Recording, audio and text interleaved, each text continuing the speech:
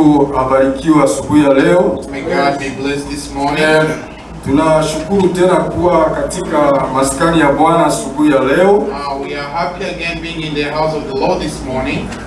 Kama gisi Daudi alivyosema, as David said, aseme wakati wanaponiambia twende nyumbani mwa Bwana, when they tell me let us go in the house of the Lord, nasikia nafurahi sana. I feel rejoiced. Na asubuhi ya leo nasie, and this morning also, tumeacha vitu vyote, we left everything, tumeacha makazi yetu, we left our work, lakini tukajua ya kwamba knowing that fasi ya makimbilio, a place of refuge, ni nyumba ya Mungu. it's in the house of the Lord. Jina la Bwana libarikiwe. May the name of the Lord be Kwa praised. sababu ndani ya nyumba ya Mungu, Because in the house of the Lord, ndio mko baraka zetu, that's where our blessing is, ndio mko amani yetu, that's where our peace is, na ndio fasi tuko tunakia kumtafuta Mungu. that's the place we are coming to look for God. Lakini Mungu uko ndani ya neno lake. God is in His Word. Wakati dunia iko mu distraction, When the world is in distraction, lakini si watoto ya Mungu asubuhi ya leo, for us the children of God this tulisikia morning, roho zetu zinagonga, let's fill our hearts tukasema tuende mu presence ya Mungu.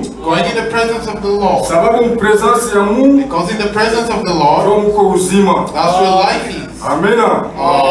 Tunamshukuru Mungu sana. We thank God more Wiki yote nzima, all the week, ndugu na dada, brothers and sisters. hatukutosha kitu, We didn't pay a dime, hakuna kitu lipatia Mungu. nothing you gave to God. Alianza kukulinda depuis Monday He kept you since Monday mpaka leo Dimanche, till today Sunday. hakuna kitu lipatia Mungu. There is nothing that you gave to God. Lakini asubuhi ya leo, But this morning, chenye ukamrudishia Mungu what you can give to God, ni kupatia roho yako Mungu. give your heart to God. Amena. Sababu alikuprotege mu vitu ya mingi. Because He protected you through many things. Jua wakati sisi watoto wa Mungu, So as the children of God, wakati tunakuwa ndani ya nyumba ya Mungu, when we come in the house of the Lord, tunakuwa tunafurahi sana. we are happy. Wakati dunia kule wako wanacheza, When the world are playing, lakini si watoto ya Mungu, but as the children of God, tunakia kupiga magoti asubuhi ya leo, come kneeling this morning kia kumtafuta ule Mungu, to look for that God. jina yake Yesu Kristo, Name is Jesus Christ, ambaye alituokoa, the one who saved ambaye us, alitudelivre, the one that delivered ambaye us, alitufanya watoto yake. the one who made us His children. Tunasema jina la Bwana libarikiwe. Say the name of the Lord be Wacha praised. sifa zimrudie Mungu. Let praise return to God. Asubuhi ya leo, This morning, ndugu, brother, dada, sisters, tunakia kumuona Mungu we asubuhi. came to see God this morning. Ndio maana tuko hapa asubuhi ya That's why leo. we are here this morning. Tunakia kumtafuta We Mungu. came to look for God. Tunakia kutafuta uso wa We Mungu. came to look for God's Kwa face. sababu hii dunia itapita. Because this world will pass. Vitu vyote tuko navyo vitapita. Everything that we have will Lakini pass. neno la Mungu But the word of God litasimama imara will stand firm milele na milele. forever and ever. Amena.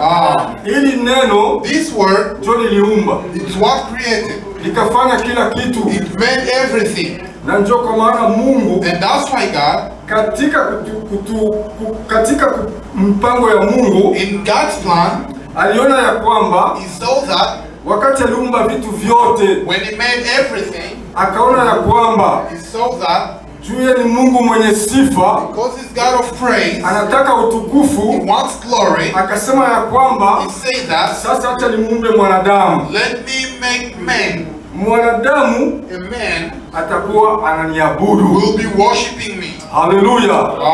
Na ndio tuko hapa mpresence ya Mungu asubuhi ya leo. We are here in God's presence this morning, Kutafuta ule Mungu, looking for that God, Mungu mzima the God who is ambaye living, alifanya kila kitu who made kwa everything makusudi yake, for His purpose kama vile Mungu. as God. Mungu iko hapa frere, God is here, brother. Mungu iko hapa sere. God is here, sister. Usisikie woga, Do not fear, sababu huyu Mungu wetu because our God, ndio alituleta hapa asubuhi the ya one who leo. brought us this morning. Tungeweza kubakia kwa manyumba, We could have stayed home, lakini hakuna faida ya kubakia kwa but manyumba. there is no benefit of staying home. Lakini However, wakati uko mpresence ya Mungu, when you're in God's presence, unaongea na Mungu, you're talking with roho God, yako inatoka hapa, your heart inakuwa na comes out from here. kumbukumbu ya furaha. It's very happy. Jina la Bwana libarikiwe. The name of the Lord be praised. Nasema asante sana We thank mpresence ya ndugu, from the brothers, mpresence ya dada. the sisters, Vrema Mungu wa Israeli awabariki, and the God of Israel bless you. kwa sababu Mungu wetu Because our God ni Mungu mzuri sana. is a good God. Hakuwahi anaacha watoto yake. Does not abandon his children. Yeye ni Mungu mzima. He's a living God. Ni Mungu anatembea na watoto wake. God that walks with his Na children. anapenda watoto wake And wamfuate. he loves his children to follow him. Na ndio maana asubuhi ya leo Also this morning, tuliona hakuna mtu mwingine tutafuata, we saw there is no other person to lakini follow. acha tumfuate Mungu But wetu. let us follow our God. Ule alitembea na The Israeli one who walked with na Israel njoo anatembea na and sie. is walking with us. Amen. Amen. Ule mwenye alitembea na taifa la The Israeli one who walked with the nation of na Israel njoo anatembea na and sie. is walking with us. Na njoo Mungu wetu. And is our God. Kwa sababu Israeli Because this Israel, Mungu alikuwa anaielezea kila siku God told him ati mimi niko kuabudiwa that I am of worship. na mwe mko taifa langu You are Israeli my nation Israel. na mwe mko mnaniabudu And you come and worship me. na sisi tuko watoto ya And Mungu. we are the children of God. Tuliamini neno. We believe the way. Amena. Tuliamini ujumbe We believe the wa message manabii na mitume. of the prophets and the apostles. Umeturudisha katika neno. It returns Na us to the asubuhi way. ya leo And this morning, na ndio ile neno tuko tunakuja kusikiliza that's asubuhi why ya we are leo. coming to listen this morning. Mungu apewe sifa sana May siku ya God leo ya be praised Mungu. this morning. Mungu wetu ni mzima Our God is a living God. na tunashukuru sana And we think, jinsi tuko mbele ya Mungu as we are in front of God, kwa sababu yeye Mungu anaweza kila kitu. because God is able with everything.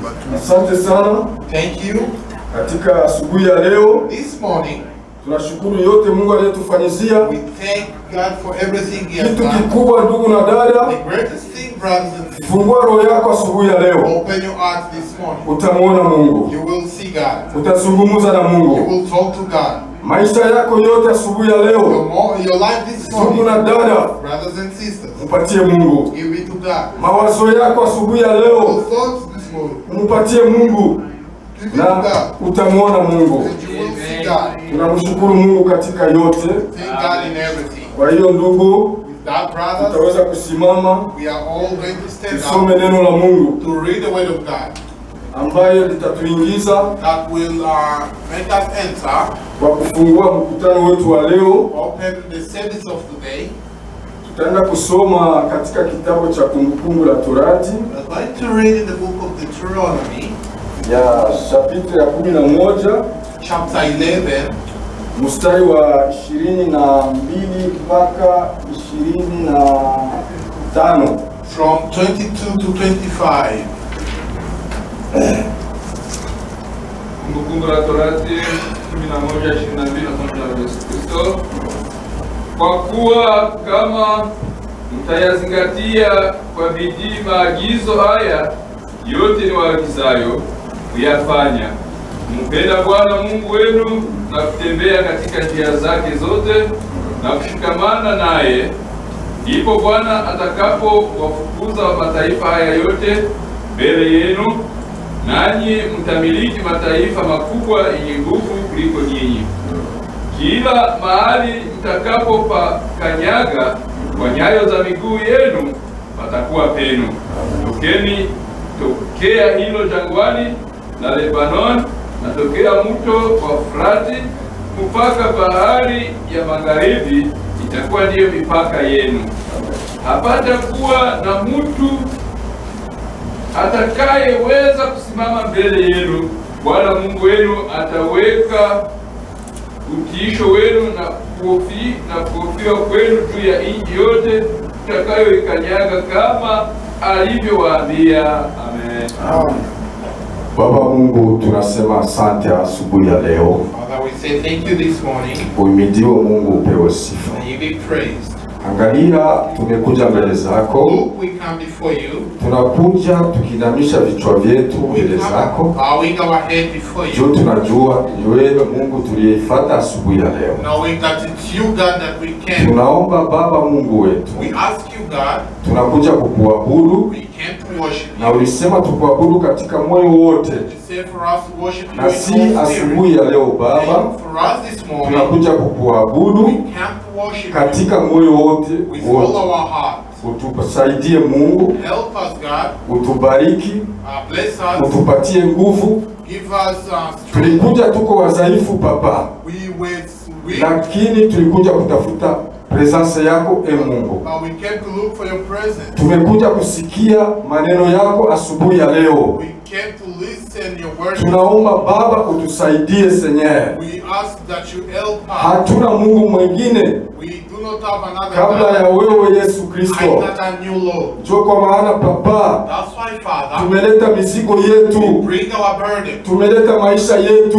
bring our life. Wewe Mungu, You, God, useme na sisi asubuhi ya leo. us this morning. Wewe Mungu, You, God, utembee na sisi asubuhi ya with leo. us this morning. Uzungumuze na sisi asubuhi ya For leo. us this morning. Programu yote Seigneur, The program, tunaiacha mikononi mwako. leave it at your Wewe uitawale Bwana. You lead it, Lord. Tawala kila kipindi Seigneur. Lead every part. Tawala Mungu kila kitu hapa. Lead everything. Yote Bwana tunaiacha mikononi mwako. Everything in your hands. Tuanze na wewe kama vile Alfa. Let us start with Na your tunamalize Alpha. kama na wewe kama vile Omega. Let's finish as Tunaomba Omega. yote Bwana We ask all katika jina lako Yesu in the Kristo. name of Jesus Amen. Christ. Amen.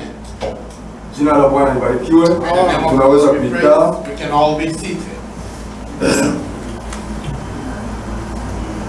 Hapa katika maandiko matakatifu, Here in the Holy Word, katika kitabu cha Kumbukumbu la Torati, in the book of Deuteronomy, Mungu alikuwa anazungumza na Israeli. God was talking to Israel. Israeli ni taifa la Mungu. Israel is the nation of God. Mungu alikuwa anawaonyesha ya kwamba God was telling them that nyakati zote mtakapotembea na mimi Mungu, every time that you walk with me, nyakati zote mtakaposhika maagizo yangu, every time that you will hold my na mimi nitakuwa word, pamoja nanyi. and I shall be with you. Mungu alikuwa anaonyesha hili taifa la God Israeli was telling the nation of Israel watembee pamoja naye, to walk with him.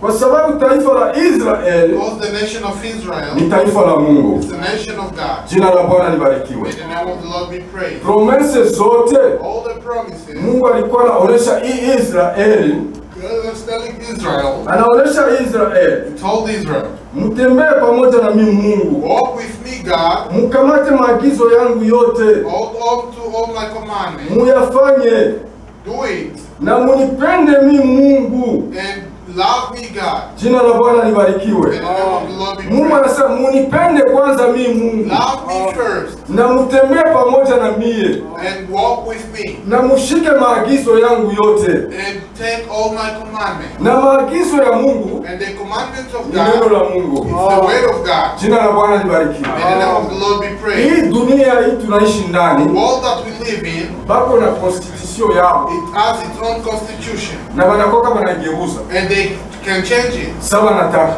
anytime they want. lakini neno la Mungu But the word of God, halikuwa linageuziwa, it's never changed. halikuwa linabadilika, It can never change. linabakia neno la Mungu. It remains the word of God. Amena.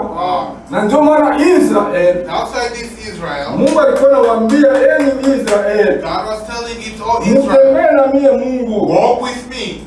na mkitembea na mie Mungu, And if you walk with me, mkishika maagizo yangu, if you hold up to my commandments, mataifa yote mko naona hii makubwa makubwa, all the nations, yote kaijongeza mbali yenu. I will push it away from you. Jina la Bwana libarikiwe. May the name of the Lord be Kwa praised. sababu taifa la Israeli Because the nation of ni Israel taifa la Mungu. is the nation of God. Ndio kwa maana mnaona wandugu na wadada, So, brothers and sisters, hii Israeli this Israel, ni nchi kidogo, it's a small nation. lakini mataifa yanaizunguruka, But the nations that hii surround mataifa yote ya hao Waarabu all those ni around, mataifa makubwa makubwa, it's a great nation. lakini wanaogopa But Israeli they fear kwa Israel. sababu Israeli kuna Mungu mzima. Israel has Haleluya!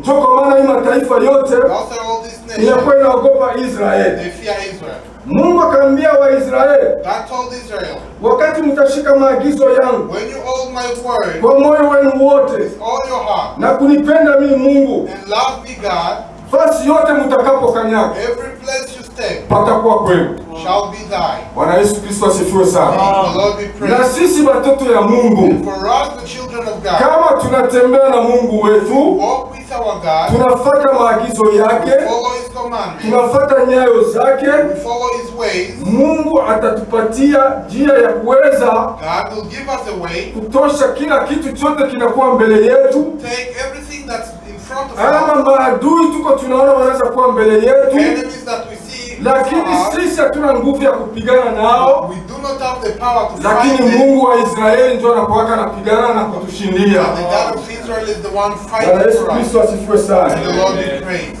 Akapatia promesa He Israeli gave Israel the promise, ya kwamba saying that popote mwe mtakapokanyaga every place thou shalt stay, patakuwa kwenu, it will be thine. na hakuna mtu atasimama mbele yenu. And no man can stand Amen. before thee. Mungu aliambia Waisraeli, The Lord told Israel, hakuna mtu atasimamaka mbele there is yenu, no person who stands lakini before thee, mpaka muanze kwanza mnafuata maagizo but you yangu have to follow na my mnanipenda commandments mimi Mungu wenu, and love me, na mimi God, Mungu wenu nitakuwa and nawapigania. I will be Na fighting atakuwa for God, anawashindia. and I will be So kwa overcoming. maana katika vita zote That's why in every war, wana wa Israeli the Lord of Israel hawakuwa wanashinda, does never kwa fail, sababu Mungu ndiye anasimamaka because it's God that stands na anawapigania. and fights for them. So kwa maana asubuhi ya leo Just Fred, like this morning, brother, Mungu anapenda kitu kimoja, God wants one thing: tutembee katika njia zake, walk in His way, tutembee katika sheria zake, walk in His kwa sababu Mungu wetu because our God ni Mungu mwenye neno. is a God of word. Hata ilikuwa ni gumu namna gani, Even if it's hard, lakini neno la Mungu by the word of God, na sisi hatuwezi kulibadilisha. and we cannot change. Amena. Kama neno la Mungu linasema tembea hapa, If the word of God says walk pita here, hapa, pass here, na wewe fata vile vile neno la Mungu linasema. you do as it says. Sisi tuko watoto ya Mungu Fred, We are the children of God. hatutatembea kama mapagani, We cannot walk as the pagans, lakini tutatembea kama watoto ya Mungu. but we will walk as the children of Na God. watoto ya Mungu wanatembea sawasawa na mapenzi ya Mungu, Children of God walks according to wanatembea the will. sawasawa na njia za Mungu. They will walk according to God's way. Ndio maana Mungu alipatia promesa That's Israeli, why God gave promise to Israel. akasema Israeli, And said, Israel, hakuna watu watasimama mbele there is yako. no person that will stand in front of you. Jina la Bwana libarikiwe. The name of the Lord Na be mpaka praised. hivi leo Israeli, Till today, Israel, watu wako naiokopa sana. people fear him. Mainchi mingi naokopa A Israeli lot of nations fear kwa him. sababu Mungu wa Israeli hajabadilika, Because the God of Israel ni yule yule. is the same. Alikuwa jana, He was iko yesterday, leo he's the same na iko today, milele na milele. forever. Iko yule Mungu He's the same God. alitembea na Moize, He walked with Moses, alitembea na Eliya, he walked with na ndio Mungu Elijah, wetu, and he's our na God. ndio Mungu tuliamini. He's the God that we Jina la believe. Bwana libarikiwe. In the name of the Lord, Kwa we hichi pray. kizazi tuko In tunaishi, this generation we are living, Mungu alitutumia nabii God sent us a prophet ambaye ametuongoza ndani ya neno lake, that lead us to his word, akaleta neno lake.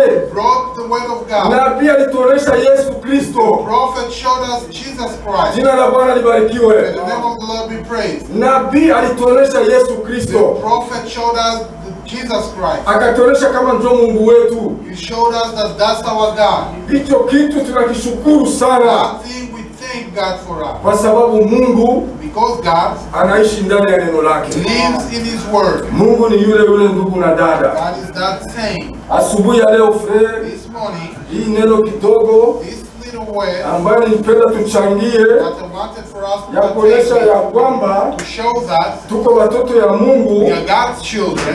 na Mungu wetu Our hajabadilika, God has not changed. na maneno Mungu alizungumza na Israeli And the word that our Lord haiyabadilika, has not changed. ni yale maneno ambayo tuko tunaishi siku ya leo. And it's the one that we are living in. Haleluya!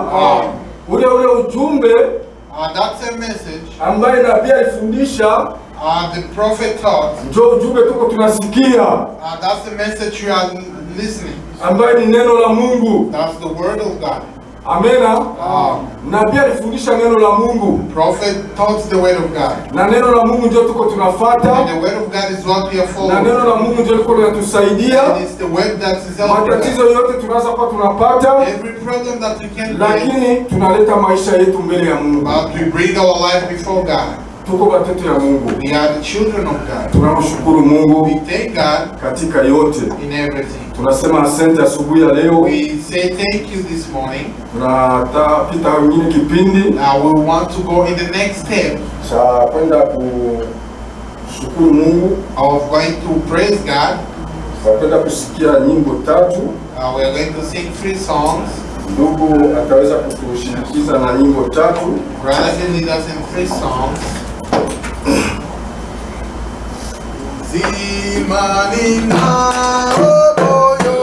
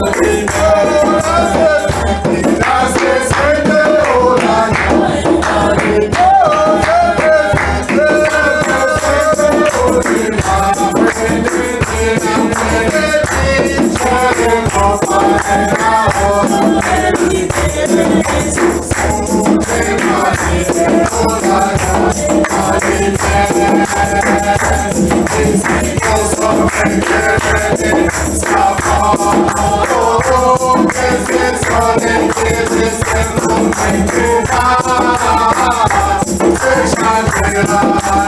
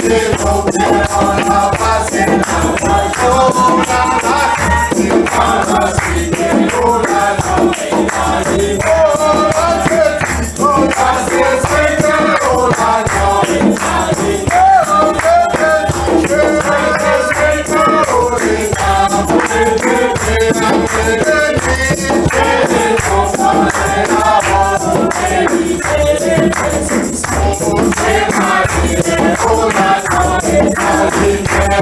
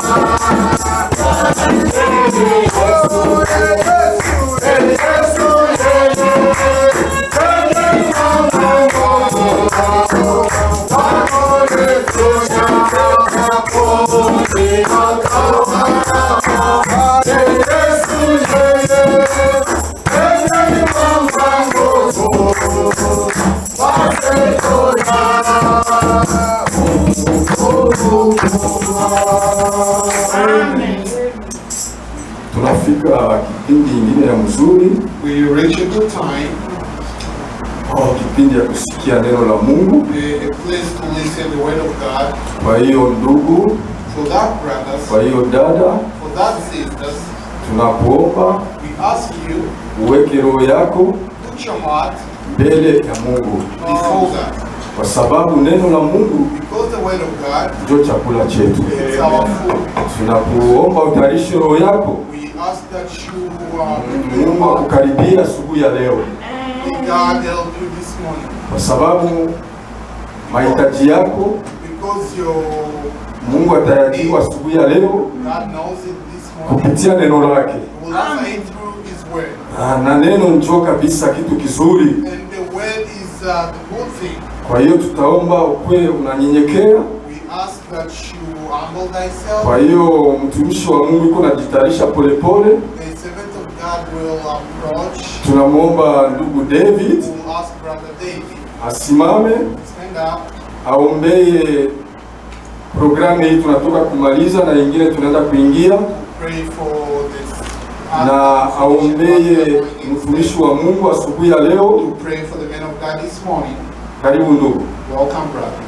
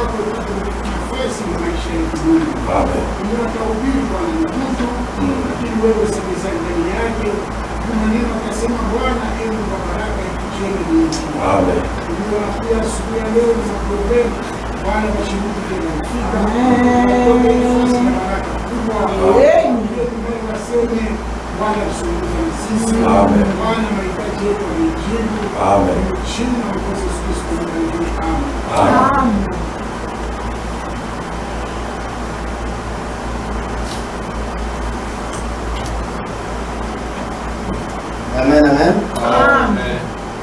Mungu awabariki jina la Bwana Yesu Kristo. Tunashukuru tena Mungu We thank God ambaye ametupatia tena muda wa kuwa mbele zake. and He gave us the time to be in His Jambo la kumshukuru Mungu sana, It's a thing to praise God. kwa maana mwimbaji alisema kwamba The singer say, kila mwenye pumzi amsifu Bwana. "Whoever has a breath, let him Sababu praise anasema God." kwamba nilifurahia waliponiambia twende nyumba ya Bwana. David said, "I was rejoicing when they tell me let's go in the house of the Lord." Ile inaonyesha kwamba That shows that ndani ya nyumba ya Bwana the house of the Lord, ni pale ambapo tunakutana na yeye that's where we meet Him, kwa kumsikiliza to listen to Him kupitia wimbo through songs na kupitia neno lake. and through His word. Amen, amen. Amen.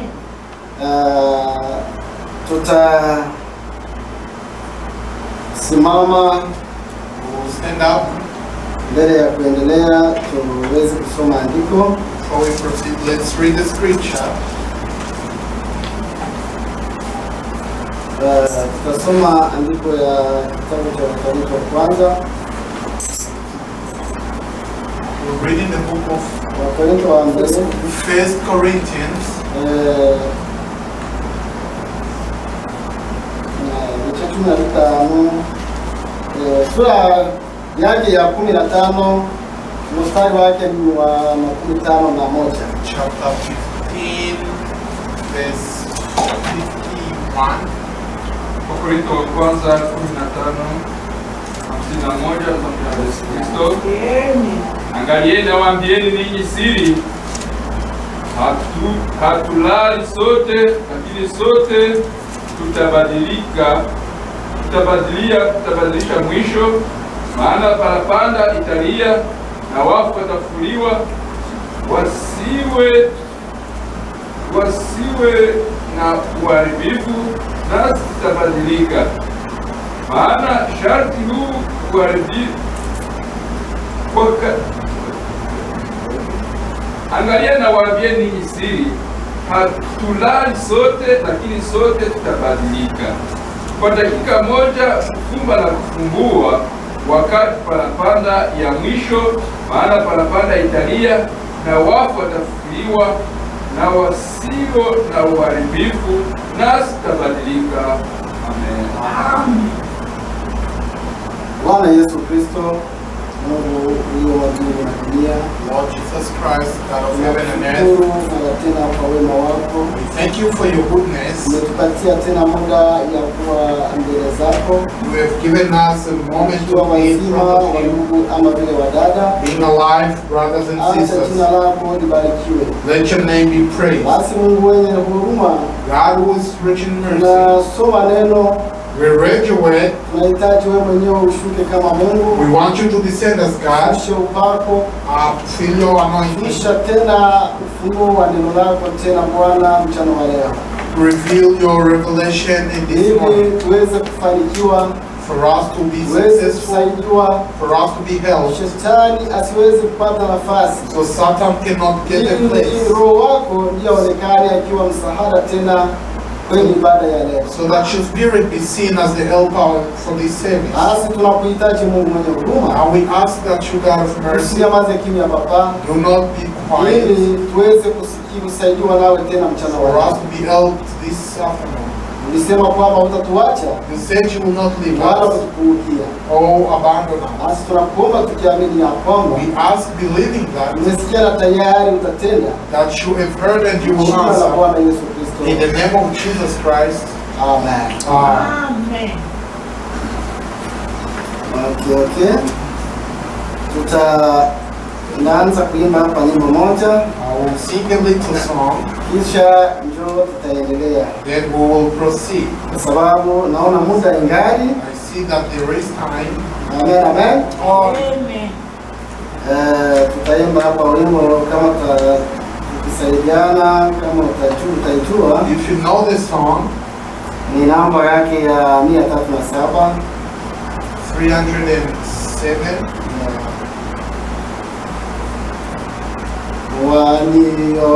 Waliokombolewa waimba juu, wakishuhudu mbele zake Bwana, huzuni na taabu za dunia Bwana amewaondolea zote.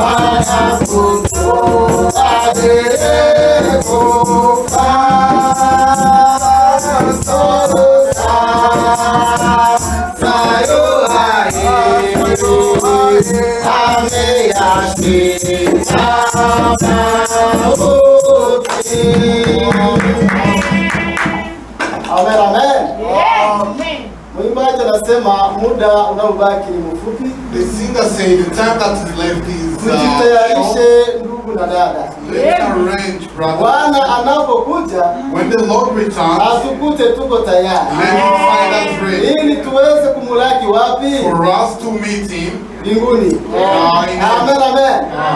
Tunajua kwamba tunayo ahadi We know that we have a promise ya unyakuo. of Amen, amen. Kwa sababu kama uko mtumikia Mungu, if you're waiting for God, inaomba mawazo yako it needs your thought yaendelee kuwaza kwa ajili ya hiyo matumaini. to continue thinking on that hope. Amen, amen. Kwa sababu yayo matumaini Because those hope ile itakupatia nguvu that will give you the ya strength kumungoja Bwana to wait for God kwa hamu. for with thirst. Amen, amen. Hata utapitia mashida, You can pass through utajua trouble. kwamba shida ni za muda You kidogo, will know that trouble is only for a few kwa times. sababu yaidiwa kwamba Because you were promised that atakuja He will come kukuchukua. to take you. Amen, amen. Amen, amen. Kama haingekuwa hiyo matumaini, If it's not of that hope, hatuwezi hata kuwa hapa. we could not even be here. Hakuna chenye tunaweza kufanya, There is nothing that kwa we sababu can do. hii dunia Because this world, iko ndani mateso. there is just suffering. Shetani ameichafua, Satan has shida made it zimekuwa work. nyingi, There is a lot of nini trouble. imeshindikana. The flesh is not Amen, able. amen. Lakini kuna neno ya ahadi But there is a word of ya promise kwamba alipanda saying mbinguni, that he ascended to heaven atarudia and he tena will come back kumnyakuwa to take bibi harusi. his bride. Amen, amen.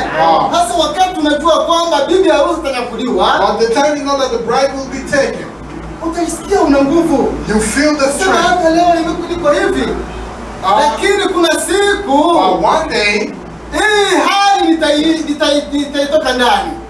this condition I will nitaikuwa be. mahali tena nzuri. I will live. Amen, amen. I will be in a good place. Mungu awabariki mjina la Bwana Yesu. May God bless you. Amen, amen. Hapo Paulo anatuambia kwamba Here Paul tells us, anatuambia kwamba he's telling us, angalieni, look, nawaambia ninyi, I'm telling you, si it's not, hatutalala sote, we shall not all sleep, lakini sote but tutabadilika. all will be changed. Amen, amen. Iko siri It's a secret ambao Paulo ametupatia. that Paul has given Amen, us. amen. Anatuambia kwamba He's telling us that sie wote, all of us haleluya, hatutakufa. we will not die. Haleluya. Ni kusema kwamba Meaning that kuna wao ambao there are watakufa, some that will die. lakini Paulo anatuambia kwamba Paul says kuna wengine there are others ambao hawatakufa. that will not die. Bwana Yesu atawakuta wangali The wazima. Lord will find them Amen, alive. amen. Lakini hapa Biblia inatuambia kwamba But here the Bible is telling us wale waliokufa, those that have died, amen, amen, wao ndio watasikiliza sauti they will hear the sound waweze kufufuliwa, for them to be kisha walio wazima resurrected, and those that are alive waweze kubadilishwa. to be changed. Amen, amen. Ile ni siri That's a mystery ambao Paulo anatuambia. that Paul is telling us. Wengi wanasema kwamba Many people say that kifo death ni kwa kila mtu, is for everyone, ni kusema hata tunaishi meaning that we are all living, tutakufa, we'll all die. lakini wewe mtoto wa Mungu, But you, a child of God, neno la Mungu linakwambia the kwamba word of God is ujue telling you that. kwamba kuna siri, Know that there is a mystery. sisi sote hatutakufa. Not all of us will die. Haleluya. Lakini sisi sote However, tutabadilishwa. we will all be Amen, changed. amen.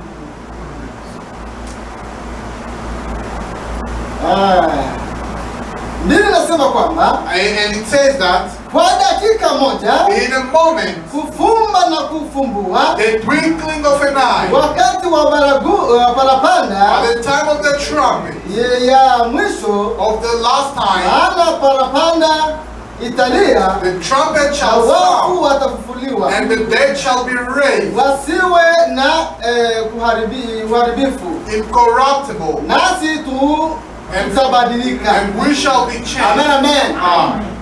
Wakati parapanda italia, When the trumpet shall Biblia sound, inasema the kwamba Bible saying that wafu watafufuka. the dead shall Hallelujah. rise.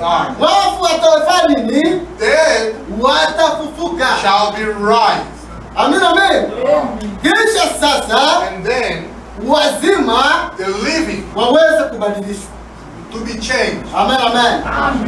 Sasa inaomba uwe na imani You have to have faith na uwe na matumaini and have hope, ya kwamba knowing that Kristo anapokuja, when Christ is coming, ile unyakuo or the rapture, haitakuacha, it will not kwa leave you. sababu unyakuo Because the rapture, Bwana Yesu hatanyakua kila mtu. Jesus will Amen, not amen. take everyone. Hii unyakuo This rapture, ina wengi ambao watanyakuliwa, there are some that will haiko be. kila mtu. It's not for everyone. Amen, amen. Wengi watabakia wakiwa ndani ya mauti, Those others will stay dead. lakini Biblia inaniambia The kwamba Bible says that yule ambaye alimtumikia Mungu, those that work for God, yule aliyeishi neno la Mungu, one that lived the way of God, atasikia hiyo sauti. when he will listen to Huyo that, ndiye ataweza kunyakuliwa, that's the one that will be huyo raptured. ndiye ataweza kufuka. That's the one that will be Amen, raised. amen. Lakini yule ambaye hakuweza kuishi neno la Mungu, But the one who didn't do the word of hakuweza God, kumtumikia Mungu, didn't work for God, hiyo sauti hataweza kuisikia. that word he will not listen. Amen, amen. Hataweza kuisikia He cannot listen to kwa that voice. sababu hiyo sauti Because that voice, itasikiliwa na bibi harusi, it will be heard by the Amen, bride. amen. na wakati wanaposikia hiyo sauti, And when they listen to that waliokufa voice, watafufuliwa, those dead shall rise. na wakati wanapofufuliwa, And when they shall rise, wazima waweze kubadilishwa, the dead, the living, kwa sababu mbinguni because in heaven, hatutaenda na mwili hii. we will not go with this Kuna flesh. mwili ambao tutaenda naye. We will go with a different Amen, flesh. amen. Amen. Ndio kwa maana sasa That's why wewe wakati ule ile unyakuo inapokuwa hai, when the rapture comes, utaweza kubadilishwa, you will know kisha you will change uweze kunyakuliwa. for you to be raptured. 13. Maana sharti huu For this uharibikao of the corruptible uvae kutoka kuharibika. and put on immortality. Amen, amen. Amen. Mwili ile ya kuharibika, The corruptible ile body, mwili ambao that body inakutatiza. that's giving you trouble. Amen, amen. Amen. Biblia inaniambia kwamba Bible's telling us that itavaa mwili it will wear a body isiyoweza kuharibika. that's incorruptible. Amen, amen. Ile mwili That body, ndio yenye uitamani. that's the one that you have to hope for. Ile mwili That body, inaomba niitamani. I have to. Amen, amen. Kwa sababu ile mwili, Because that body, hiyo ndio mwili it's a body ambao utaweza kunyakuliwa naye. that will be raptured. Amen, amen. Hii mwili ya kuharibika This body of haiwezi corruptible kuishi ndani ya hiyo mbingu. cannot live in that heaven. Amen, amen. Amina.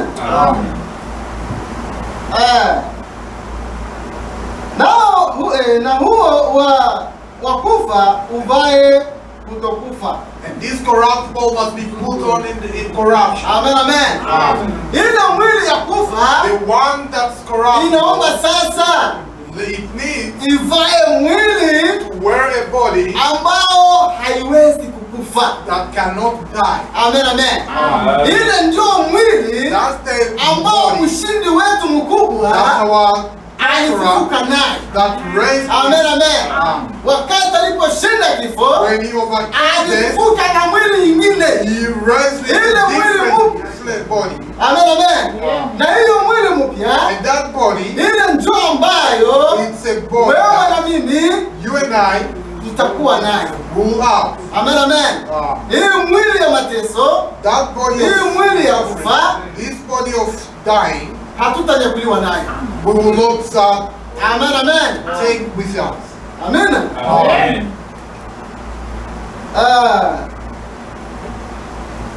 Makumi tano na mnane. Basi ndugu zangu Therefore, my beloved brethren, wapendwa, my brethren, muimarike, musitikisike. be ye steadfast and unmovable. Amen, amen. Amen. Ndugu na dada, Brothers and sisters, inaomba mshimame, muimarike, you have to be muwe steadfast, hodari, be courageous, musitikisike. do not be moved. Amen, amen. Okay. Mukazidi sana kutenda kazi ya Bwana. Always abounding in the work of the Lord. Amen, amen. Inaomba mshimame imara, You have to stand firm. muimarike, msitikisike. Do not be moved. Amen, amen. Or Na shaken. wakati mnaposimama, When you stand up, hamutabakia tena mkiwa wazembe, you will not be lazy. lakini mtakuwa mkisimama You will be standing, kwa kumtumikia Mungu. waiting for God. Amen, amen. Hiyo ndio kazi That's the word ambao Mungu anataka ndani yako. that God wants in Amen, you. amen. Na hiyo kazi wakati tunapoifanya, And that job when you wakati are doing, Bwana Yesu anapokuja, when the Lord comes, amen, amen, ataweza kubadilisha yule ambaye aliyemtumikia. the one that worked for him, Amen, amen. Amen. Amen. Hata wakati anarudia, when he returns, atarudi juu yako wewe he will return for you, uliyemtumikia. for you that you went for. Amen, amen. Hata kuacha, He will not kwa leave, sababu aliahidi hivyo. because he said so. Alisema kwamba hata kuacha He said he will not leave you wala kukupungukia. or abandon. Amen, amen. Ah.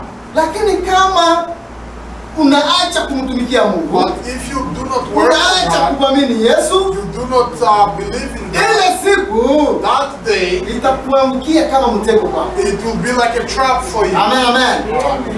Itakuangukia kama mtego, It will be like a trap. na pale utalia na kusaga meno. And there you will cry and gnash your teeth. Amen, amen.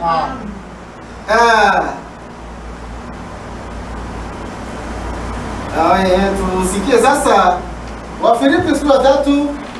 Philippians chapter 3. Wafilipi sura 3. Philippians chapter 3. Mstari wake wa 12. Verse 12.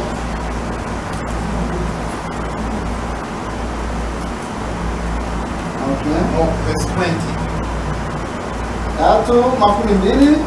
Chapter 3, verse 20. Inasema hivi, tusome kwa jina la Bwana Yesu Let's Kristo. read in Jesus' name. Kwa maana sisi wenyeshi wetu huko mbinguni. For our conversation is in heaven. Kutoka huko Coming from there, tena tunamtazamia as we look Mwokozi Bwana Yesu Kristo. for the Savior Lord Jesus Christ. Amen, amen. Biblia inatuambia kwamba Bible tells us that wewe na mimi, you and I, wewe ambao unamwamini Yesu you Kristo, that worship, believed in Jesus Christ, mbinguni in heaven, ni wenyeji wako. it's your place. Amen, amen. Ni kusema mbingu njoo kwenye tunatazamia kwenda. Like in heaven, that's where we are Mbingu ni hoping to yako. go. Heaven is your Amen, place. amen. Kwa sababu yeye aliyekufa Because the one who died, alifufuka he resurrected akaenda mbinguni. and he went in heaven. Sasa kutazamia kwetu Not to look for us, tunamtazamia yeye ambaye yuko kule mbinguni. we have Amen, to amen. look for him. Na pale mbinguni kwenye yuko The one who is ndio in heaven, wenyeji wetu. that's our dwelling Amen, place. amen. Yeah. Kwa sababu hapa tuko wageni Because here we are visiting na wasafiri. and passing. Amen, amen. Yeah. Hapa ndugu yangu uko mgeni. Brother, you're passing. Usiwaze umefika I Amerika, don't think because you came to utie America mafikiri yao kwamba umefika. that you feel like you're Lakini there. wenyeji wetu ni mbinguni. But our place is in heaven. Utumike tutafanya, The work that we ujue do, kwamba leo na know kesho that today and tomorrow utaliacha. you will live it. Amen, amen. Lakini matazamio yako, At your hope, mawazo yako, you're looking, tazamia kwenu. look at your Amen, place. amen. Kwenu ni wapi? Where is your place? Haiko Afrika, It's not in Africa. haiko Amerika, It's not in America. haiko dunia hii. It's not on this Hii earth. dunia tunasafiri. This world Kama we are unaikala passing. leo, If you stay there, wewe ni mgeni. you are just a passenger. Ndio wicha none uri umushitsi. Ile ni Kinyarwanda. That's Amen, in amen. Tumaini yetu Our hope ni kumtumainia Bwana wetu is Yesu to Kristo. hope for the Lord Jesus. Amen, amen. Uwenyeji, Our hii ni dwelling. Kiswahili ambayo labda sijui, lakini Mungu nakisikia. I hope that you understand. Labda mzee ukiyumba. Okay, mali mungi. Okay. Tutarudilia tena ile 12. We'll return again for Kwa that. maana sisi For us, wenyeji wetu our place, ni wenyeji wetu huko mbinguni. our dwelling place is in heaven. Kutoka huko Coming from there, tena tunamtazamia and we are looking for him, Mwokozi Bwana Yesu Kristo. our Lord Jesus Christ. 21. 21. Atakaye kubadilisha mwili wetu. Who shall change our body? Amen, amen. Mwenye atabadilisha mwili wako One who will change your body. haiko mwengine. It's no other person. Amen, amen. Yesu Jesus ndio mwenye atabadilisha mwili yako. is the one who will change it. Amen, amen. Kwa sababu kwenda mbinguni Going in heaven, itaomba Kristo mwenyewe needs Christ himself abadilishe mwili wako. to change Amen, your amen. body. Kwa sababu inasema kwamba wakati atashuka Because it says when he comes, bibi njoo sasa that's when bibi harusi atanyakuliwa, akutane naye wapi? the bride will be taken to Amen, find amen. it up in heaven. Ni kusema wakati anaposhuka When he shall bibi descend, harusi atafufuliwa, the bride will, mwenye angali mzima those who are alive, ataweza kubadilishwa, will be changed. na wakati anapotokea And when it ataweza kubadilisha mwili wako. will change your body. Amen, amen.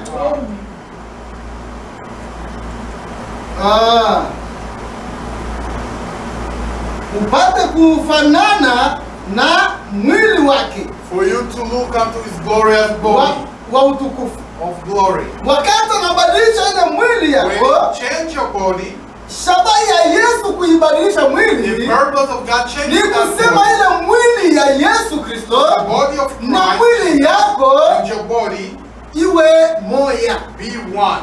Mwili yako ifanane na mwili wa Yesu Your Kristo. body to resemble the body of Amen, Christ. amen. Kwa sababu wewe ni mtoto wa Mungu. Because you are a child of Wewe ni God. mtumishi wa Mungu. You are a servant of Amen, God. amen.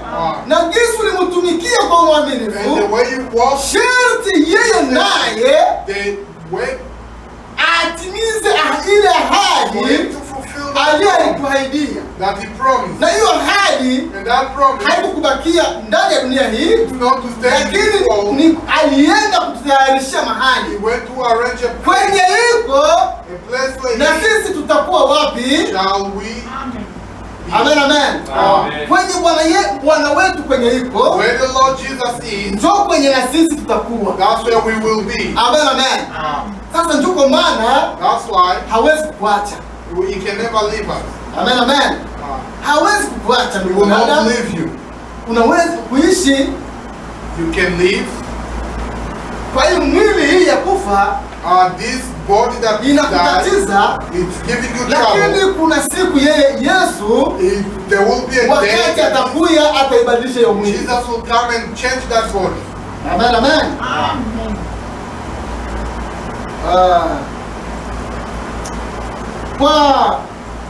Kwa uweza ule ambao kwa huo aweza hata kuvitisha vitu vyote viwe chini yake. Amen, amen. Kwa uwezo huo For that power, ataweza kuvitisha vitu vyote chini yake. he will subdue all things Amen, to amen. himself. Amina, amina. Na Biblia inasema kwamba sisi tuko wana wenye mamlaka. The prophet said we have, Wakati ulipomwamini Bwana Yesu Kristo, when you believe Jesus, yeye alikupatia ile mamlaka. he gave you that Amen, amen. authority.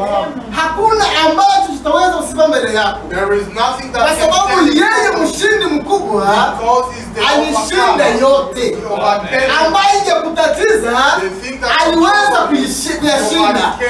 Amen, amen. Sasa ni wakati wako It's your time kutumia mamlaka uliyopewa na Bwana to Yesu. use the authority given to Amen, you. amen. Na wakati unapotumia neno la Mungu, The time you use the word of God, hakuna ambacho kitasimama mbele yako. there is nothing that can stand in front of Amen, you. amen. Twende polepole tusome sasa Mathayo, Yohana 12. Let's read John chapter 12. Yohana 12. 12 mstari wake ni wa John chapter 12, 26. verse 16. Okay. Anasema hivi, It says, mtu akinitumikia, if a man work for me, mtu akinitumikia if a man works for me, na turudi, mtu akinitumikia if a man serve me,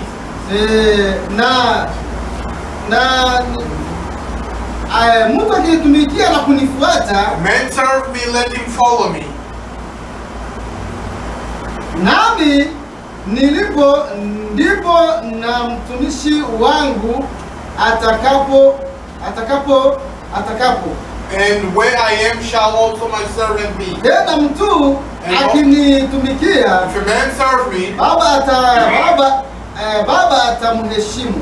he will my Father honor. Amen, amen. Amen. Hapa ni neno mzuri. Yeah, it's a good word. Bwana Yesu anasema kwamba God is saying that mtu akimtumikia if a man worship me, serve him, na kumfuata, and follow him, nami and me, ndipo ataishi.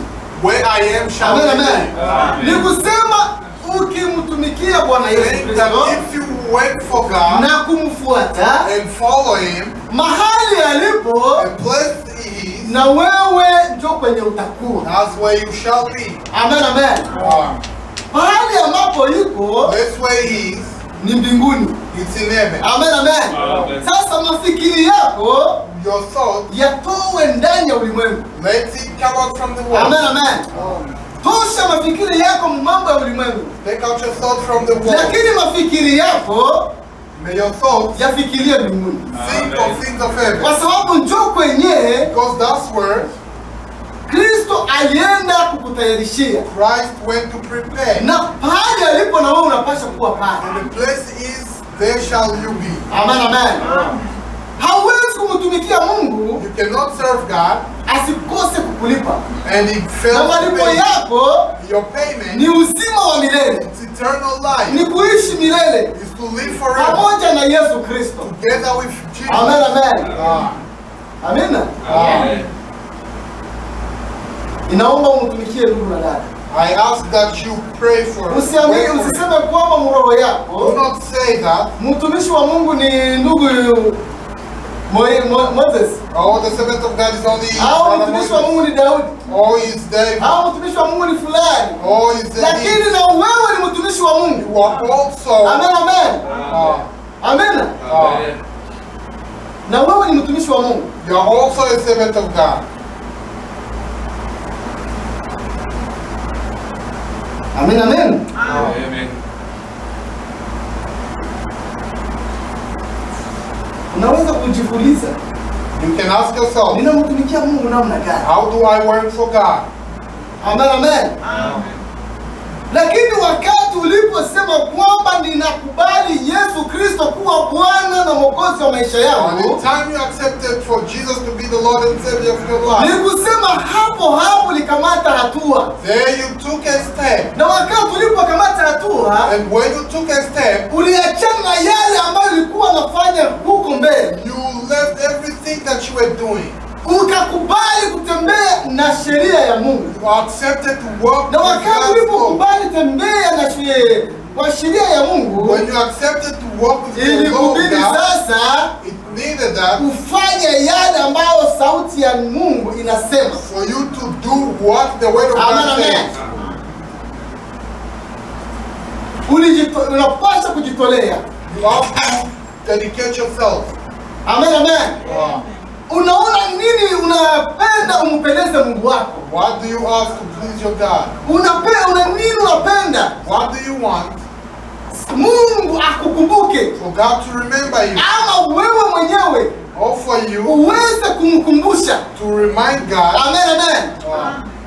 Na wakati unamkumbusha And when you remind Him, Mungu, hawezi kunyamaza kimya. God cannot be Amen, quiet. amen. Ezekia alitumikia Mungu. Hezekiah served God. Amen, amen. Alimtumikia Mungu He served God kwa uaminifu.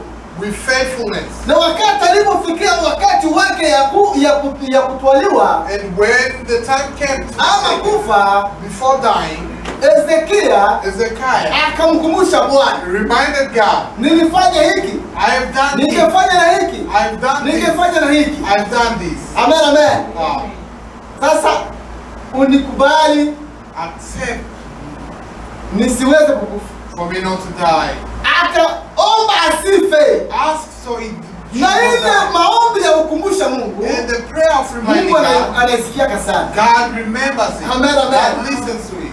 Na wakati alipoomba When he prayed kwa kumkumbusha Bwana or reminding God mpango ya Mungu kumutwaa, for God to take him, Mungu alibadilisha. God changed it. Ezekia kukufa tena, Hezekiah didn't die. alimwongezea siku. God added more years. Amen, amen. Amen.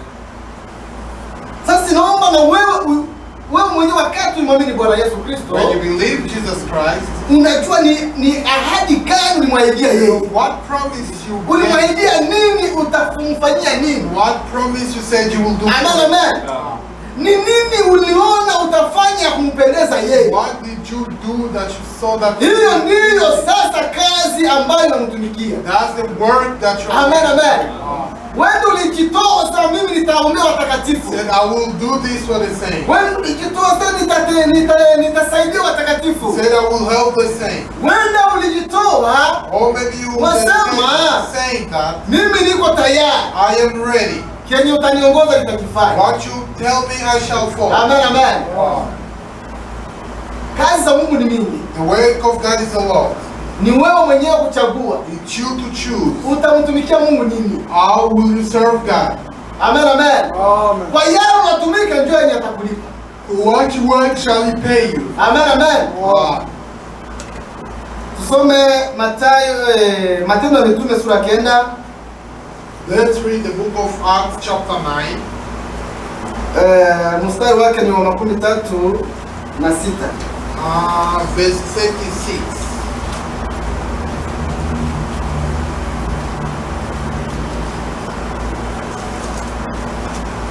Matendo ya Mitume Acts 9 mstari wake wa 36. chapter 9 verse 36. 36. Verse 36. Usome mjina la Bwana Yesu Kristo. Let's read in Jesus' name. Na mwanafunzi mmoja alikuwa hapo Yofa, jina lake Tabita. Was a certain disciple in Joppa named Tabitha, Tafsiri yake which by interpretation Dorcas, is called Dorcas. yaani This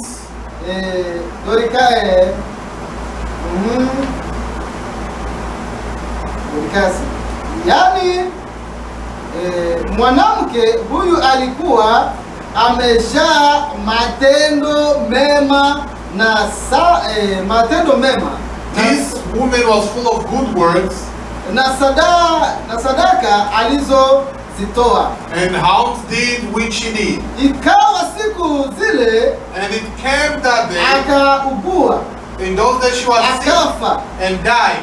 Hata walipokwisha kumwosha, Whom when they had washed her, wakamweka orofani. they laid her in the upper chamber. Na kwa kuwa mji wa Lida ulikuwa karibu ya Yofa, And for as much as Lydda was near nao Joppa, wanafunzi wamesikia ya kwamba Petro yuko huko, and the disciples had heard that Peter was there, wakatuma watu wawili they sent unto him two men kwake, to Peter, kumsihi na kusema, desiring him, saying, usikawie do not delay, kuja kwetu. come to us. Petro And Peter akaondoka arose akafuatana nao. and went with them. Alipofika When he came, wakampeleka juu orofani. they brought him up in the upper chamber. Orofani, wajane wote wakasimama karibu naye, And all the widows stood by him, wakilia weeping na kumwonyesha and showing zile kanzu the coats na nguo alizozishona and the garment that she did, Dorcas made. Wakati ule While alipokuwa pamoja nao, she was with them, Petro akamtoa nje, but Peter put them all forth wote akapiga magoti, and kneeled down, akaomba, kisha akaelekea yule maiti, and prayed, turning to the body, akanena, Tabita, saying, Tabitha, ondoka. arise. Naye akafumbua macho, And she opened her eyes. akafumbua macho yake. And she opened her eyes. Na alipomwona Petro, When she saw Peter, akajiinua, akaketi, she sat up, akampa mkono, and he gave her his hand akamuinua. and lifted her up. Hata akiisha When he called kuwaita wale watakatifu called the saints na wajane, and widows, akamweka mbele yao, presented her hali akiwa hai. alive. Ikajulikana katika Mji mzima wa Yofa and it was known throughout all watu Joppa, wengi wakamwamini Bwana. Amen. and many believed in the Lord. Amen, amen. Amen. Hapa ni habari kidogo ya Dorika. It's a small story of Dorcas. Yeye Dorika, Dorcas, yeye aliona kitu ambacho Bwana anaweza kumfanyia au Bwana kumfurahisha, she saw a way of making to please ni God, kutenda matendo mazuri. was to do good things, Amen, amen. Amen. Akasema, saying mimi na mashini that yangu me and my machine, nitasaidia I wajane, will help the widow, nitawashonea manguo. I will sew for them. Amen, amen. Wakati alipofanya hiyo When kazi, she did that, ilifika wakati sasa it's reached a time that kifo kilimkaribia. death approached. Wakati kifo kilimpata, When death came, wajane walilia, the widows cried, wakaona kwamba wamepoteza kitu ya maana sana. saying that they lost something with value. Amen, amen. Wakati waliposikia kwamba Petro amekaribia hapo, When they heard that Peter was near, akasema waende haraka they wamuite. said, hurry up and go call him. Amen, amen. Ah. Wakati walipomuita Petro, When they called Peter, yeye walienda akakutana mahali wamemlaza, he went and found the place where he was laid, akasema basi mwende nje. said, now leave. Petro akapiga magoti, Peter kneeled akaomba Mungu. and prayed. Wakati alipoomba Mungu, When he prayed, Mungu akasikia hiyo maombi, God heard the prayer akarudisha Tabitha, and returned Tabitha, yani Dorika, meaning Dorcas, kwa ajili ya malalamiko ya wao wajane. for the cries of Amen, those amen. widows. Amina. Wow. Ni kusema kilio hicho Meaning that cry, kilimgusa Mungu. it touched Amen, God. amen. Ah. Sasa hiyo matendo mazuri Meaning that good deed, ndiyo iliacha Dorika anafanya nini? Anarudia. it what left Dorcas to Amen, return. amen. Amen. Hapo nakuonesha kwamba Here it shows that wakati unapomtumikia Mungu, when you wait for God, ile ahadi ni yako. that promise is yours. Amen, amen. Ile ahadi ni yako. That promise is yours. Mungu anaendaka nyuma ya neno yake God goes on His word kusema aitimize. for Him to fulfill. Kama unasimama ndani ya neno, If you were standing in His Mungu word, atashuka kuhakikisha na kutimiza. God will come and fulfill it. Amen, amen. Amen. Sasa neno la Mungu linatumia kwamba The Word of God tells us kuna kunyakuliwa, there is a na rapture, hiyo kunyakuliwa and that ni rapture kwa ajili ya bibi harusi. is for the Amen, amen. bride. Sasa wakati unamtumikia Mungu kwa uaminifu, When you wait for God ile faithfully, ahadi ya unyakuo for the promise of the rapture, iko yako. it's yours. Amen, amen. Uh, Kama unajua haumtumikii Mungu, When you know that you ni do not kusema work for kumbe God, ile ahadi ya unyakuo the promise of rapture haitakuwa yako. will not be yours. Amen, amen. Haitakuwa yako. Will not be yours. Amen, amen. Lakini ningekuomba But I will ask you, ndugu na dada, brothers and sisters, kama tulikuwa tumeacha kumtumikia Mungu, if we are left waiting for God, turudie kwenye mstari. let's return. Amen, amen. Turudie ndani ya neno. Let's return in the Tuone ni way. wapi tumekosea, Where we are from, ni wapi tuliacha neno, where did we leave the way? tuweze kurudia kwenye neno la For Mungu. us to return. Amen, amen. Kwa sababu Mungu wakati neno linatuambia kwamba kuna unyakuo, Because the word tells us there is rapture, unyakuo iko. there is rapture. Sasa usiwaze kwamba Do not think that Mungu atabadilisha neno lake. God will change His word. Hapana. No. Amen, amen. Mungu atafuatilia neno lake mpaka litimie. God will follow His word for it to Amen, happen. amen. Amen.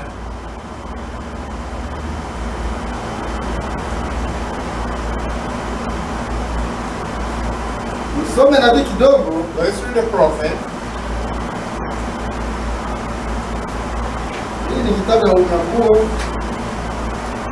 This is the book of rapture. Unyakuo Rapture, 17, paragraph 17, page 17. page 17. paragraph yake ni ya 81. Amen, amen. Nabii Branham anasema hivi. Branham says, Sasa kunyakuliwa ni nini? what is rapture? Kunyakuliwa huku tunakonena habari zake It's talking on his word. ni kwa ajili ya bibi harusi It's for the bride pekee. alone. Amen, amen. Hii unyakuwa tunazungumzia The rapture that we talk, ni kwa ajili ya bibi harusi mwenyewe. it's for the bride alone. Amen, amen. Bibi harusi ule The bride ndio mwenye atapata kunyakuliwa, is the one that will, lakini yule ambaye hakuweza kukubali Yesu the one that didn't na accept kuishi neno la Mungu, and live the word of God, hii unyakuo hata isikie. this rapture will not hear. Amen, amen. Utabakia tu mkampani, You will stay in the company, utabakia kuduka yako, you will stay at your store. lakini kanisa But the church na imenyakuliwa. and this has been raptured. Amen, amen.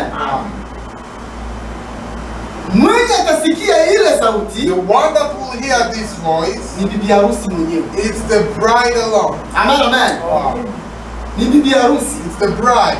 Ndio mwenye atasikia ile sauti That's the one that will listen to this voice. na ule ndio atanyakuliwa. And they will be taken.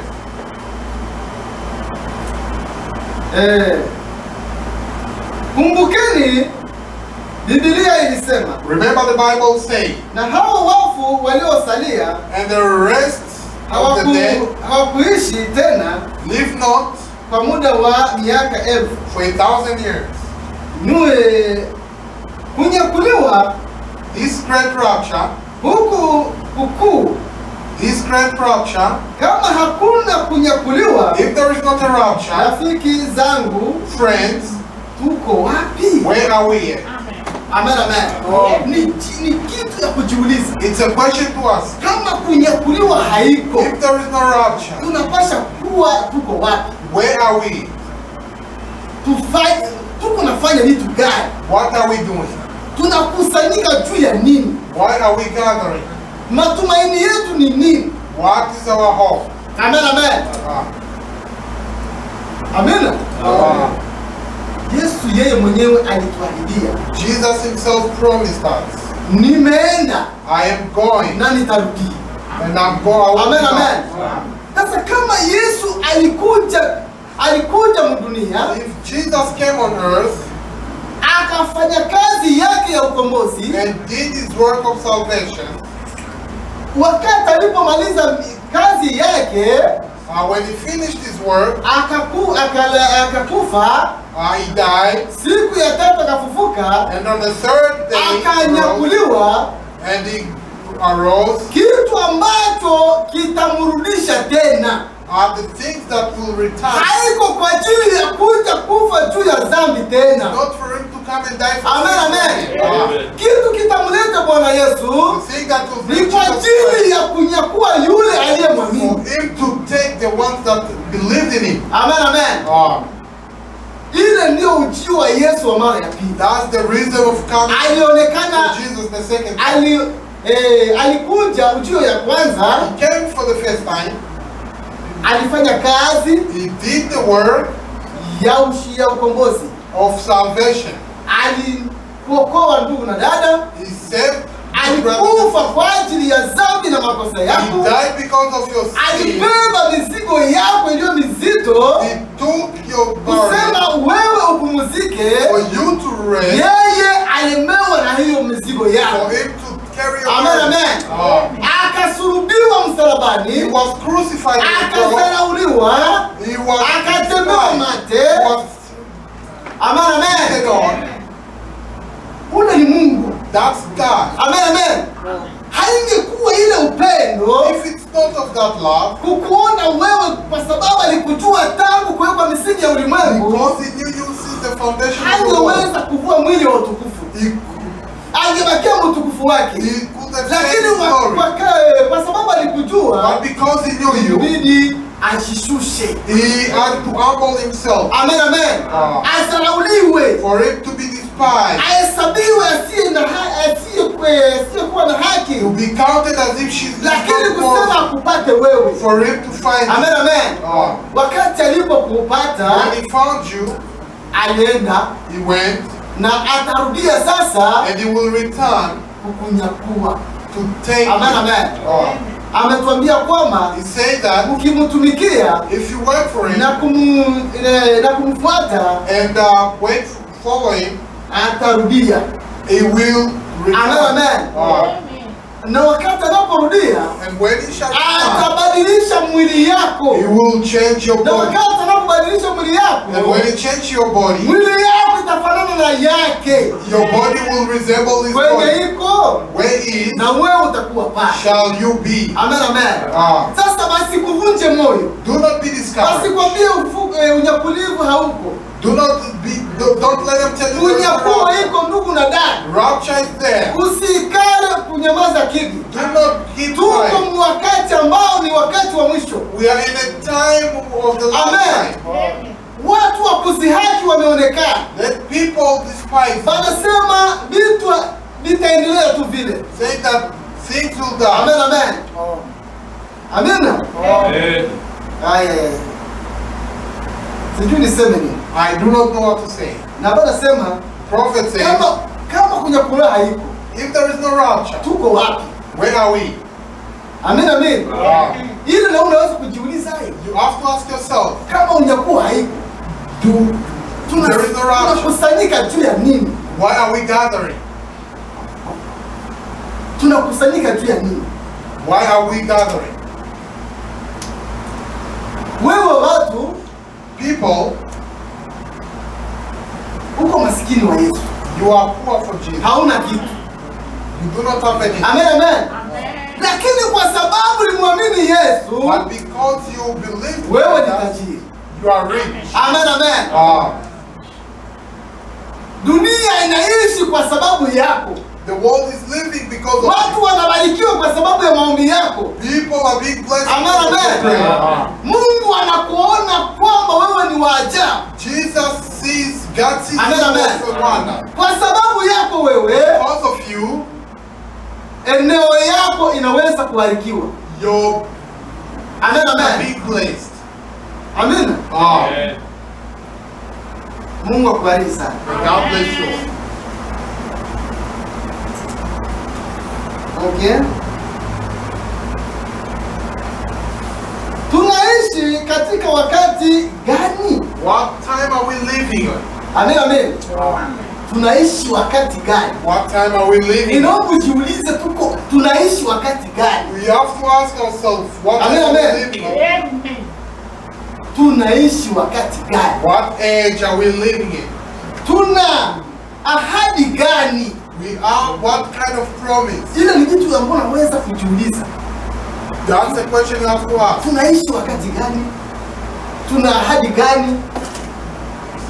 Vile juu unapaswa kutia ndani yako. That's what you have to Na vile ask. vitaacha unakuwa macho. Amen, amen. Amen. Okay.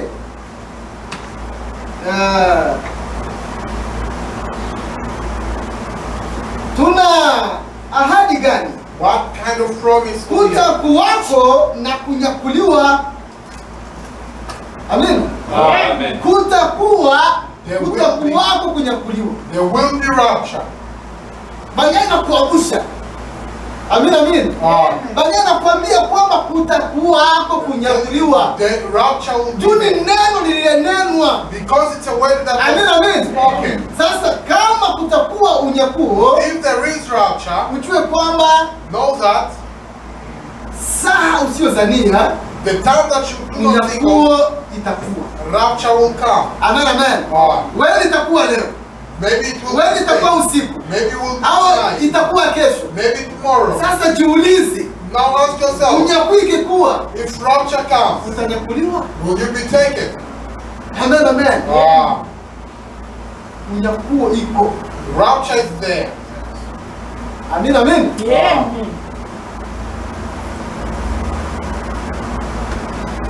Biblia inasema The Bible says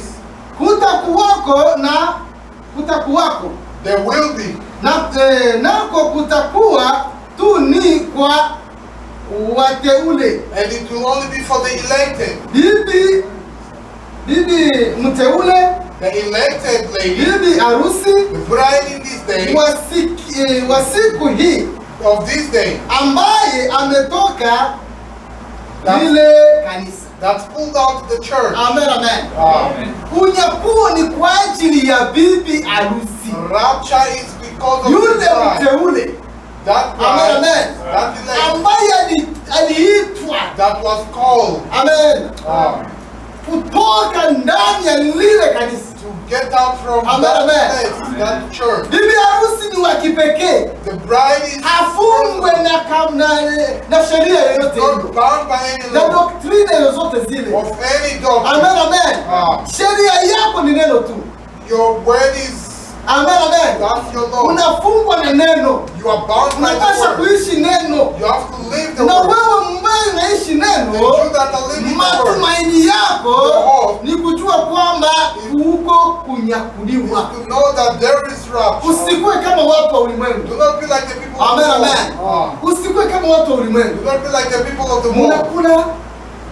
Unakula, unavala, unajenga, mafikiri yako unawaza kwamba vitaendelea You vipi. feel like it will continue like that.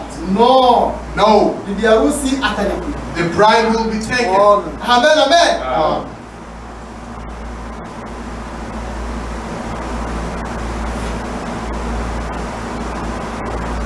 Tusome Luka kwanza, Let's read Luke chapter 1. Luka 17. Luke chapter 17. Sikie kama unasema nini. Let's see what we are talking.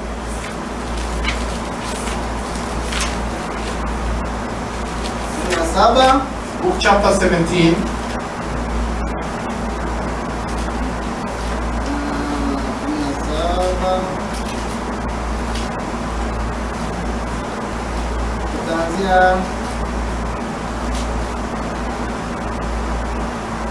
Kuanzia makumi na sita mpaka makumi tatu. We'll reach 26. Amen, amen. Amen. Na kama ilivyokuwa siku za Nuhu, And as it was in the days of Noah, ndivyo itakavyokuwa so shall it be katika siku zake mwana wa Daudi. also in the Son of days of Adam. the Son of Man. Amen, amen. Amen, amen. Na kama ilivyokuwa siku za Nuhu, As it was in the days of ndivyo Noah, itakavyokuwa so shall it be katika siku zake mwana wa Adam.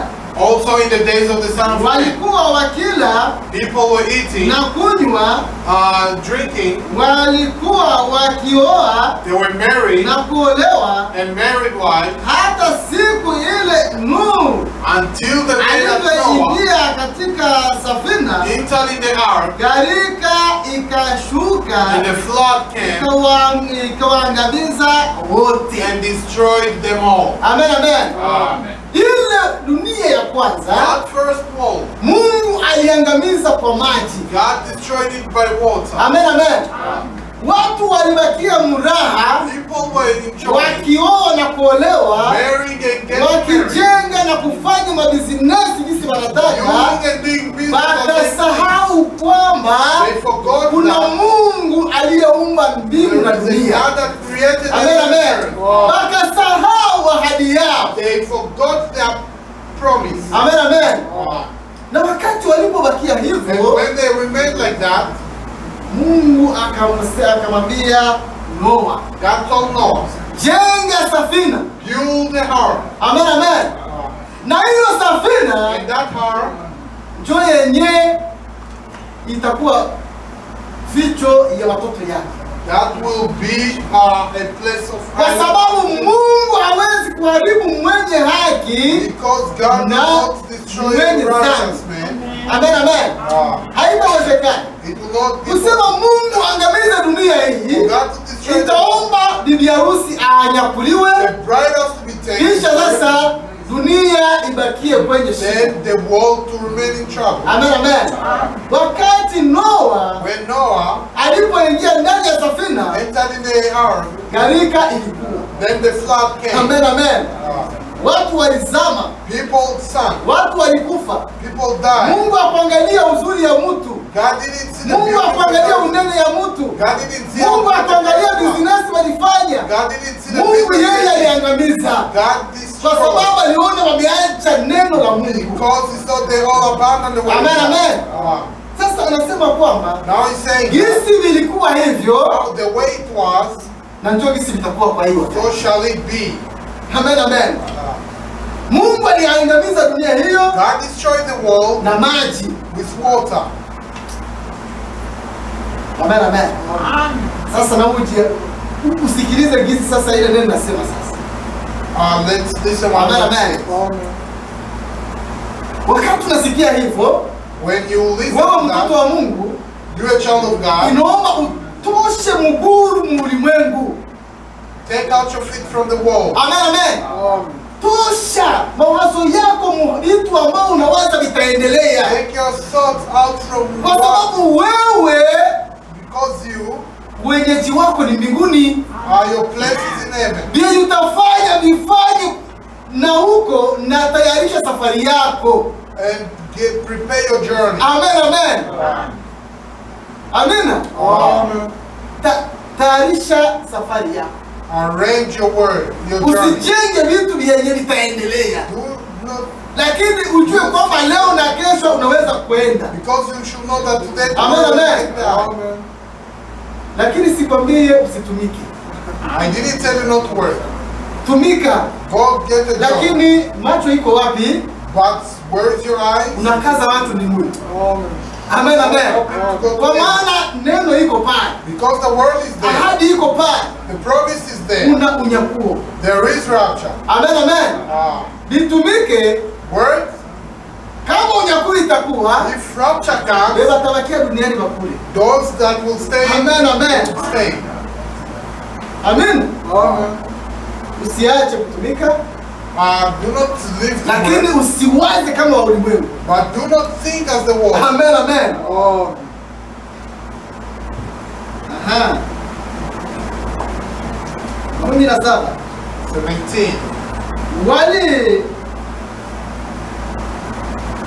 28 na kadhalika, kama ilivyokuwa katika siku za Rutu, Likewise also as it was in the days of Lot, walikuwa wakila na kunywa, they were eating and drinking. walikuwa wakinunua na kuuza, They bought and they sold, wakipanda na kujenga.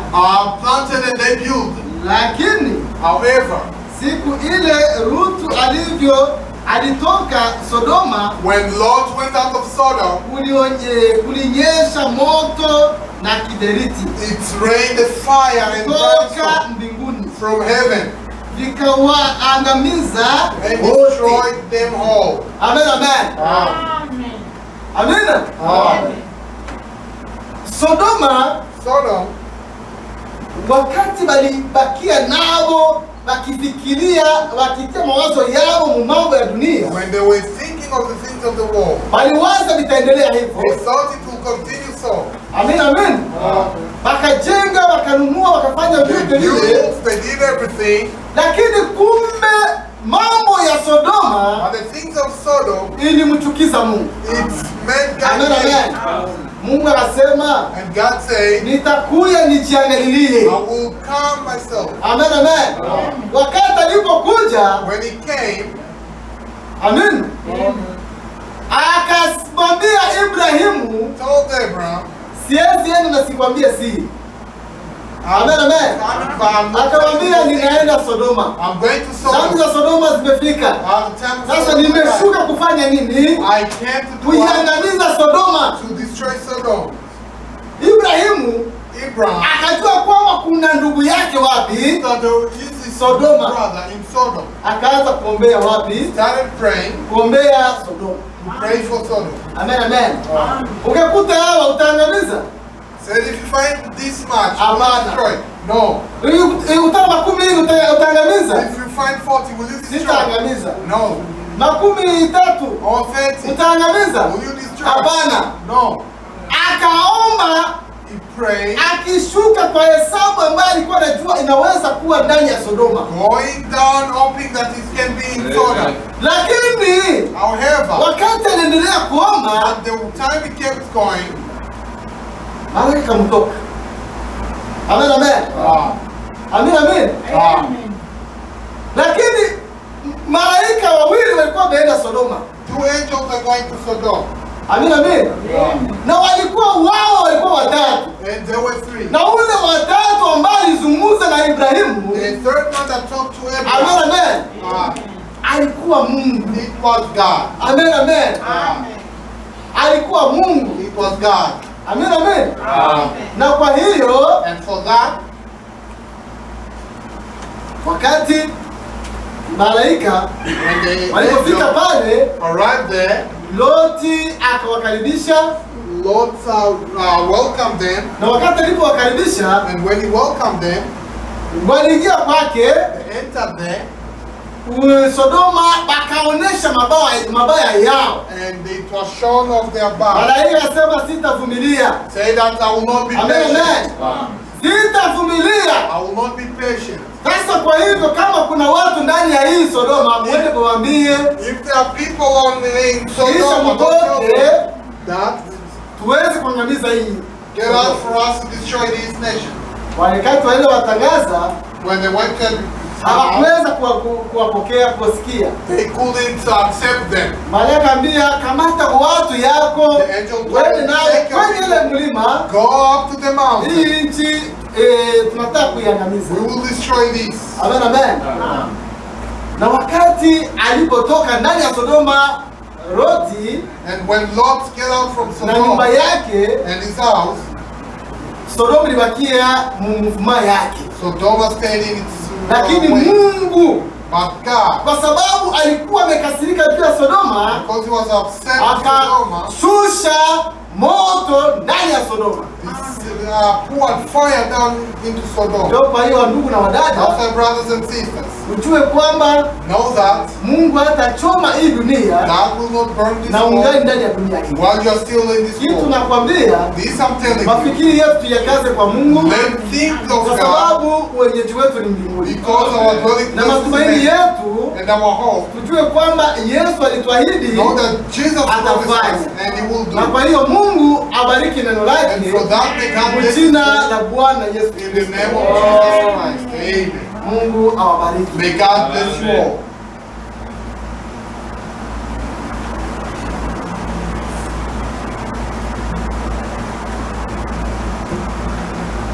Haleluya. Mungu apewe sifa kwa May neno God lake. be praised. Na neno imeshashuka ndugu na dada, The word came, brothers and sisters. ni wewe kutayarisha maisha yako, It's for you to prepare your life. na kweli Yesu anarudia. Our Lord is coming back. Dunia njoo haijui kama Yesu atarudia, The world doesn't know that Jesus is lakini wewe ulishaamini neno la Mungu But you who believe the word of God, na linatoka asubuhi ya leo, and is coming this morning, nasema kwamba Yesu anarudia. that Jesus is coming. Usichoke ndugu na dada, Do not be tired. Yesu anarudia kweli. Jesus is coming Ni true. wewe kutayarisha roho yako, You have to prepare your heart. usibakie kama mtu wa dini Do not be like a person of ya kusema nishaamini tu ujumbe, Oh, I already believe the message. lakini neno la Mungu But the word of God, tulitie mu matendo. let's act. Amena. Yesu akutane wewe umeshakuwa tayari, Let Jesus find you that you're ready. na pale akikutana wewe uko tayari, And if you find you ready, njoo utanyakuliwa. that's where you will be taken. Amena. Na huko wenyewe watanyakuliwa, kisi neno la Mungu lisema, As the word of God says, na piko wenyewe watakuwa wamesha pumuzika. those others will be resting. Lakini However, kama anakutana wewe huko kwa hii dunia if he finds you here on na earth, wewe hauko tayari you ndugu, are not ready, brother. na wewe hauko tayari You dada, are not ready, sister. na uliamini huyu ujumbe, and you believe this, sasa utakuwa wa nani? whose will you be? Wakati unaisha ndugu na dada, Time is siku zinaisha ndugu na dada, days are going over. lakini ule Yesu wa Nazareti But the Jesus of Nazareth anarudia sasa. is returning. Akukuta uko tayari. Let him find you ready. Haleluya. Akutane roho yako uko Let tayari. him find your heart ready. Bakia kuzamu ya neno la Mungu. Stay into the word of God. Tembea kisi neno la Mungu linasema. Follow what the word of God Amena. Kwa sababu kunyakuliwa because haiko kusema sawa itakukuta mwinjilizi. it doesn't mean that you will always find Sawa itakukuta huko mkazi. it can't find you at work. Lakini kule mkazi But you at work, unakuwa unaishi parole. you live the way. Amena. Sawa kunyakuliwa Rapture utakukuta uko unatembeza gari. might find you driving. Lakini wakati uko unatembeza gari While driving, unakuwa uko na medite parole. you meditate to the Unakuwa word. uko unaishi parole. Do you live to the word? Oh, Yesu anakuja ndugu. Jesus is coming, my brother. Oh, taisha roho yako. Prepare your heart. Haujui siku na saa. You do not know the day and hour. Haleluya. Time. Kifo kinaweza kukukuta Days can come kwa sana dakika, in a moment. lakini kama roho yako iko safi mbele ya Mungu. If your heart is pure, Oh, Yesu anarudia frere. Jesus is coming. Yesu anarudia dada. Jesus is coming. Uwe karibu na yeye. Let's be near him. Unyakuliwa kuko frere. Rapture is there. Unyakuliwa kuko Rapture is na there. kutakuwa. And it will come. Lakini kunyakuliwa But rapture utakuta wenye liko tayari. will come for those who are ready. Amena.